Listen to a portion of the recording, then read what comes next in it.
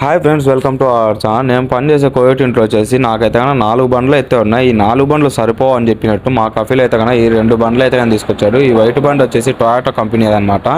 ఇంకో బండి అయితే కానీ లక్సెస్ బండి అయితే కానీ తీసుకొచ్చాడు. ఈ లక్సెస్ బండి అయితే కానీ ముందే అయితే కొనుక్కొచ్చాడు అనమాట, ఒక వారం కిందటనే. దాంతోపాటు వచ్చేసి ఇప్పుడు పెద్ద పిల్ల కూడా జాబ్కి వెళ్తుంది కాబట్టి పెద్ద పిల్లకి కూడా బండి కావాలని చెప్పేసి ఈ టొయాటో బండి అయితే కానీ తీసుకొచ్చాడు.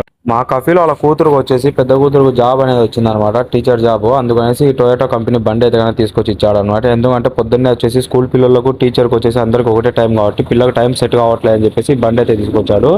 అలాగే ఇప్పుడు ఇంట్లో వచ్చేసి ఒక డ్రైవర్ లేడని చెప్పేసి ఈ బండి అయితే కానీ ఖాళీగా అయితే పెట్టారు. ఖాళీగా ఉందని చెప్పేసి ప్రతిరోజు అయితే కానీ కడిగిస్తూనే ఉన్నాడు అనమాట, దుమ్ము ధూళి పడుతుంది అనేసి. ఇంకా బయట పెడితే దుమ్ము ధూళి పడకుండా ఇంకేం పడుతుంది చెప్పండి.